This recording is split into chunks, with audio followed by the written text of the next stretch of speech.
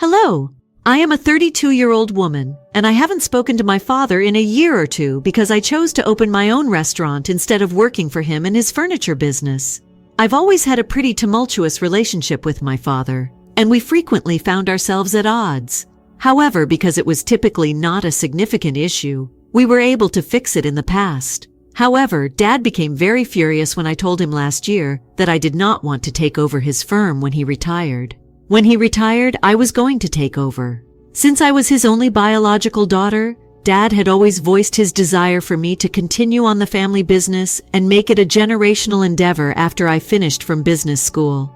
It had never been my dream, but it had been his. To be very honest, I hadn't given it much consideration as to what I wanted to do. Therefore, I had merely consented to it at first. That seemed like a decent plan at the time because I hadn't looked into other options and I was very young.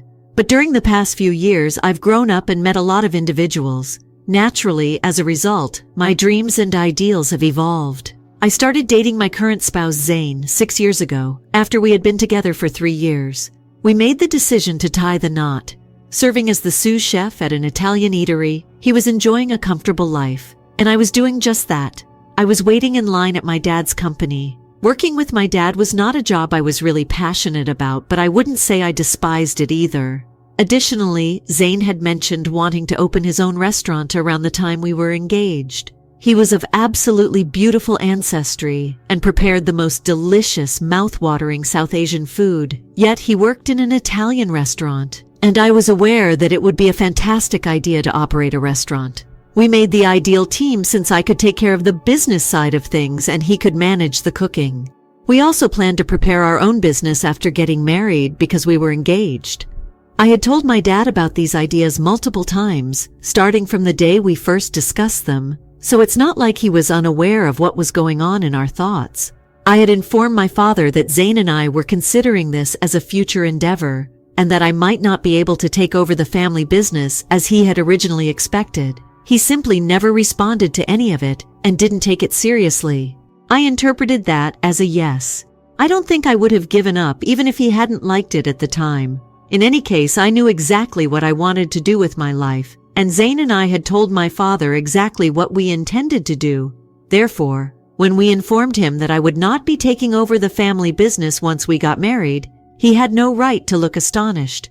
We informed him that we intended to concentrate more on opening our own restaurant in the future, which meant that I would require some time off from the furniture business and that he should begin preparing a successor for me to take over. I want to be extremely clear about this. For the entire 8 months that Zane and I were engaged before we were married, I had mentally prepared him for this.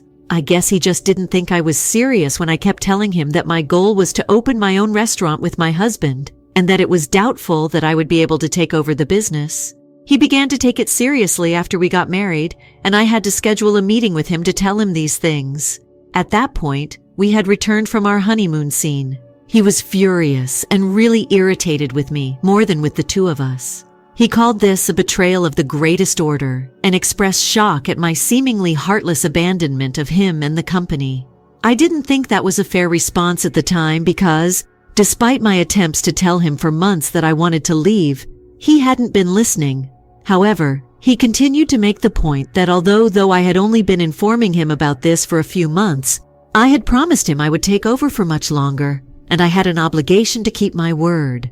That's why I found this unsatisfactory.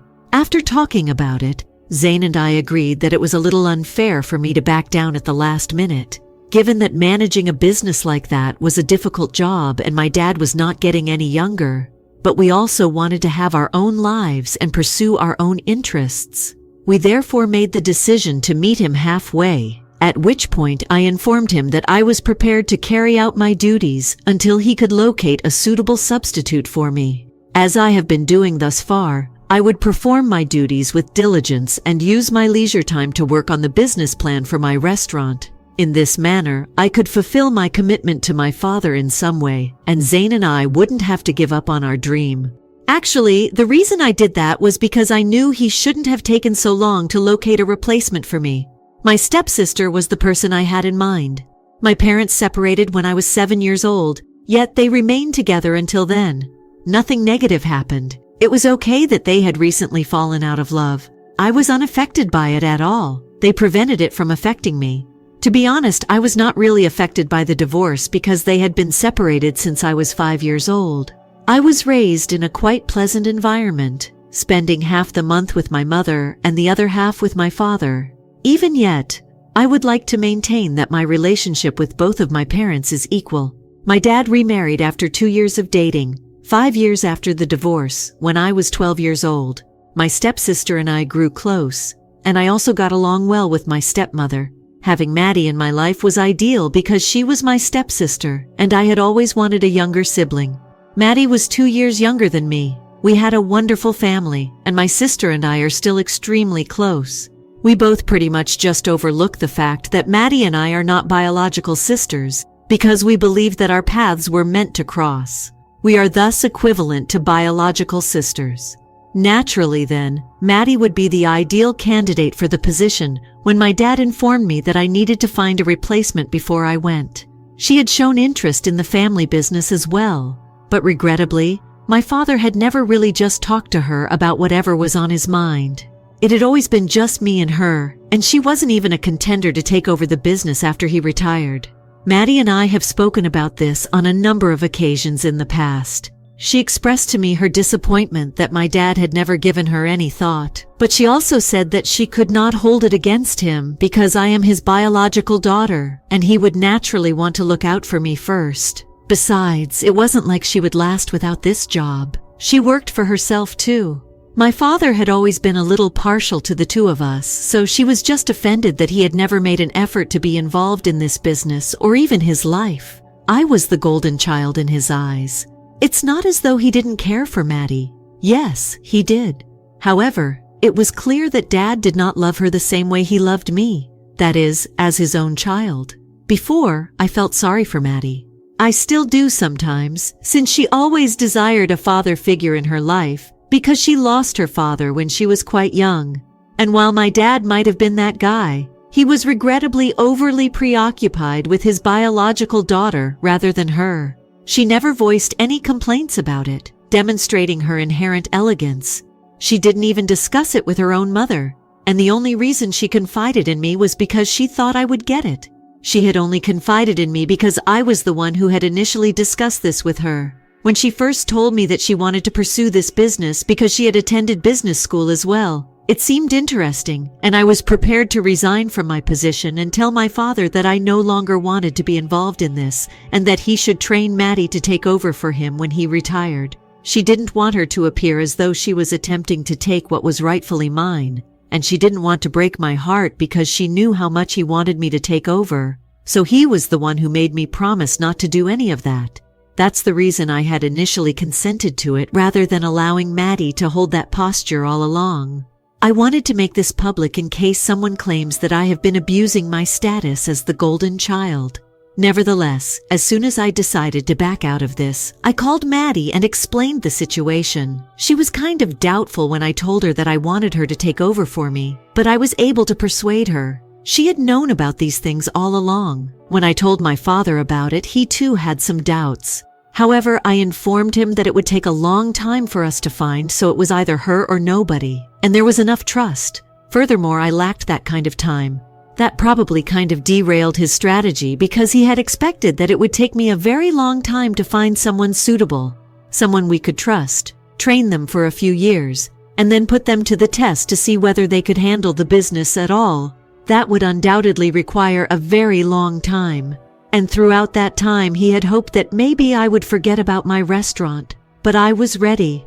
That was nearly 2 years ago, and I started training Maddie right away. It was difficult for us both because we both had full-time jobs. I was working at my father's business training Maddie throughout the day, so it was incredibly taxing for me. Even after I got home, I couldn't unwind because I had to work on the business plan and other things for the restaurant, and there was just so much to be done. Thank goodness Maddie was so encouraging and I had someone to watch with, so I knew I could pull it off. During that year, my father did not speak much about it. Maddie told me last year that she had finally realized she was ready to take the lead. We then gave her complete autonomy for 2 months as a test, and she performed admirably.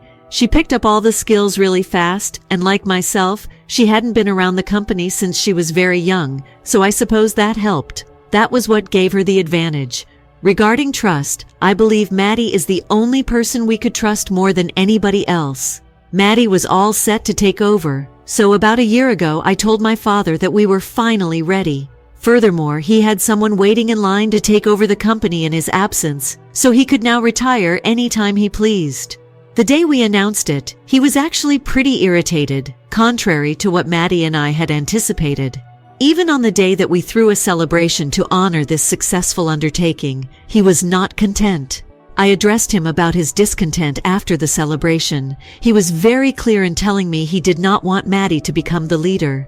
She wasn't his first pick, and it was clear from the beginning that he didn't think she was capable of anything. She wasn't biologically connected to us, which was the reason. In contrast to mine, this was not ingrained in her blood. It was just about the dumbest excuse he could think of for not letting her take control. I attempted to explain to him that even if she wasn't biologically connected to us, he had known her for a very long time and that she was still his stepdaughter. It was incredibly unfair of him to treat her this way, especially after she had shown how capable she was. She deserved the love and attention he was showing me. However, he became irate with me and told me that the only reason I was talking her up was because I had other plans and didn't want to be a part of the firm. He continued to insult me after that. He expressed his gratitude that I was choosing to step down, saying that he didn't want me to run his business in the first place, because I had obviously shown little regard for the effort and love he had put into it. We thus had a brief altercation, during which I accused him of mistreating both of his children, myself included. He was attempting to prevent me from realizing my true desires, and rather than embracing Maddie, he was rejecting her on the grounds that, although not blood-related, she was presumably more capable and driven than I was to continue the family business. After a heated disagreement during which I walked out on him, we haven't spoken for about a year. We haven't spoken to one another. Although our family feels that we should make amends, I did not plan to see him because I was furious and wanted him to apologize. I have not seen him. However, Maddie informed me 2 weeks ago that he had finally declared his retirement. She invited me to his retirement party, which she was hosting initially, after his doctor advised him to change his lifestyle because it was becoming too stressful for him. However, after learning that his health was not good, I made the decision to take charge and promised Maddie that I would plan the celebration in an effort to mend our differences. About 4 days ago, I planned the entire celebration as a surprise for my father after she kindly stood aside to give me full control. When the events eventually happened, I thought he would be glad to see me at the retirement celebration, but he seemed a little irritated by me. Our whole family was present, along with all of his friends. And while he was talking to his co-workers following his speech, I went to chat with him. My father had made acquaintances with these people along the road, such as longtime clients and former business partners. They had seen me when I was very small, so they didn't really know me. I therefore anticipated that he would identify me as his daughter when I approached them. However, he presented me as an ex-employee and gave me a pretty odd look, which stung a lot. I waved it off, grinned, and turned to go so as not to cause any awkwardness. A few minutes later, my dad came over to talk to me as I was by myself in the corner. I expected him to say sorry to me for not presenting me to his former colleagues as his daughter, but instead he appeared very embarrassed and said he knew I had planned a party for him, but he really just wanted me to go because it was becoming uncomfortable and he didn't want to introduce. He did not want others to know that he had raised a failure like me, so he reared me as his daughter. Rather of taking over the business he had developed, he could not stand the disgrace of people knowing that I had struck out on my own and opened a failing restaurant. It truly shattered my heart when he told me that, and I was also a little irritated. I decided not to wait any longer and left right then and there, without even saying goodbye to anyone. Zane and I came to the conclusion that we would not attempt to patch things up with him anymore, because in addition to being incorrect about my failure, he was also incorrect about what he said, and I had attempted to make amends because of his advanced age and state of health. However, I no longer believed that he was deserving of it. He decided that we would never discuss this and blocked him as a result. I didn't discuss this with Maddie or anybody else at the time since I didn't want to get entangled in any controversy. However, My father attempted to reach me yesterday but was unsuccessful, so karma just got back at him. He had to SMS me on his wife's phone as a result. Since I was at work at the time, I was unable to reply. My stepmother called me to let me know that my dad was frantic to talk to me and that she was confused about everything. She hung up after I informed her that I didn't want to talk to him and that I didn't want to treat her badly. I also told her that she didn't need to become involved in any of this. But then Maddie called to ask me how I was doing and when I would be seeing her again. I told her everything since I didn't want to keep anything hidden. She was really astonished to hear what had happened during the party. When I questioned her about why my dad was attempting to get in touch with me, she replied that it was because he had come to the realization that I wasn't the failure he had been believing me to be. He had lifted. Just a few hours prior, one of his former business associates had contacted him, having identified me as the proprietor of the South Asian eatery that was gaining immense popularity. If my father had shown an interest in us and what we do, he would have known that Zayn and I had done an interview and appeared in a very well-known food magazine a few weeks ago. For a restaurant that has only been open for 8 months, we are actually doing fairly well. My dad never seemed to give a damn about any of it, and I don't think he had even mentioned us to anyone, else he would have understood how big of a deal we were, and he would never have called me a failure in the first place. I felt even less eager to chat to him now that I knew why he was attempting to get in touch with me. It just seemed so opportunistic. My father could not get an explanation for this from anyone, but Maddie seemed to get it and didn't pursue it. He has therefore been sending me texts non-stop on my phone. We have already cut him out of our lives, even though Zayn and I have decided that we will not speak to him. Even yet, he continues to bombard me with requests for my stepmother's number, and I'm almost ready to block her as well. She is merely becoming entangled in this, even though she hasn't done anything wrong. And when she called me an hour ago, she said that my dad was really distraught and wanted to make amends with me. I had to talk to him and I needed to answer to something, at least. But I informed her that I was simply not interested and that I was done. My stepmother and I got along well most of the time, but she was also very persistent and attempted to emphasize how much my father really wanted to talk to me. I feel like a jerk now for not answering him or for not talking to my dad, following his remarks about me being a failure and his refusal to present me to his friends as his daughter. Update 1. Alright, so I talked to my dad after I finally gave up. He just kept messaging me from my stepmom's phone, and even though the majority of the comments advised me not to, I didn't want to ban her as that would prevent me from getting in touch with her. Furthermore, even in the event of an emergency, she would not be able to notify me beforehand. Instead, Maddie would have to tell me. Additionally, she rarely answers calls.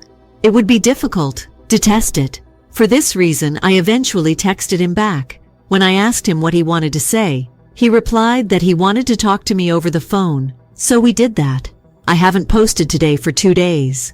Once I had enough time, I told my father that I was ready to talk to him. When I contacted him, I waited for him to start talking first. He attempted to strike up a conversation at first, but I was just responding in a very dry way, so he quickly got to the point. He expressed his sincere apologies for his treatment of me, saying that he never would have spoken to me in that manner, or attempted to make it seem as though he was ashamed of me if he had known that I was genuinely doing well in my life. He said that he was just acting because he was still angry with me for declining the job offer I had made him. He had treated me badly because he was still holding that against me from when he retired. But now that he was aware of my achievement, he felt compelled to correct his error and make amends to me. To be really honest, I was wounded by all of that, since it didn't make sense for him to treat me badly just because I was his daughter. Rather, it showed him how successful it was in realizing his error. I informed him that I needed more time and that I could not stand the idea that it had taken him so long to recognize his error. I don't even know if I can forgive him after this, as what occurred at the party was really hurtful. I couldn't just let go of him and act like nothing happened. I attempted to convey that to him, but he refused to accept that he shouldn't have acted that way toward me in the first place, in usual stubborn fashion. He insisted that his actions were only motivated by his ignorance of my accomplishment and his lingering resentment from the past. I had a conversation with him. The more defensive he became, and the closer the call got, the more it seemed like he had never apologized at all. I was so enraged that I hung up. Finally, this time, I disabled my stepmother's number so that he could not reach me through it either. I also knew that Maddie was wise enough not to allow him to call me on her phone, so I believe I won't have to deal with him for a short while. I've told Maddie everything, and I've asked her to apologize to her mother on my behalf for ostracizing her, but I was at a loss for what to do.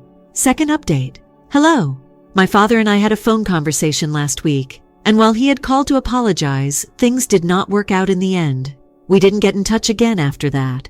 I was busy running the restaurant, so I was just trying to move on with my life. Maddie is the only relative on that side of my family with whom I have maintained contact. Maddie informed me yesterday that my father has been quite angry over everything for the last 3 days and that he is not talking to anyone, not even his wife. I have discussed this with my mother as well, and she believes that she would not have encouraged me to speak with him in a typical situation. But considering his health, it's becoming increasingly clear that my dad is finding it quite difficult to handle this emotionally. I don't want to give him any more problems. Therefore, Zane and I have made the decision to visit him today, and we sincerely hope that everything goes according to plan. One visit is insufficient, so I'm not sure whether we will be able to resolve matters with him so rapidly. Even if we haven't spoken for a full year, we still need to try just in case something comes up later. That I could have made things right with him but decided not to is something I don't want to know, and now that it's too late, I can never do it again. One of my main concerns is that, which is why I'm going through all of this. So just you guys, wish me luck. 3 updates. Hi there. I just returned a few hours ago from my father's house. Wow, it really did go well. We're going to try to mend our connection, in my opinion, as there have been a lot of miscommunications in the past. Additionally, as he ages, it becomes more difficult for him to accept responsibility for his errors. He acknowledged to himself that he has a massive ego, which made things difficult for him nonetheless. And as I got older, I believe the issue only grew worse. However, he was unable to contain his tears when I visited him today, and he met me in person. He probably just sobbed and apologized to me for the way he had been acting for the first 15 minutes or so. In addition, he gave Maddie a hug and expressed regret for never showing her the true love she deserves. He understood that she had always looked up to him as a father figure, but he had never treated her in the same manner as he had me, and now he wanted to make amends for his unfair treatment of both of us. We were all probably exhausted by the end because it was such an intensely emotional experience. Nevertheless, the positive outcome of everything is that we have resolved to actively work toward improving our mutual understanding. As a unit, we must stand by one another and support one another. We've made the decision to try to meet together for supper at least once every week. Given that family is ultimately all we have, I believe it will be crucial to stay in touch moving forward. They have agreed to come see us this weekend when I've invited them to eat at our restaurant. My dad and my stepmom have never been here, but Maddie has been there multiple times. I'm eagerly anticipating it. All that matters is that despite everything, he is still my father, and I am grateful that we were able to resolve our differences.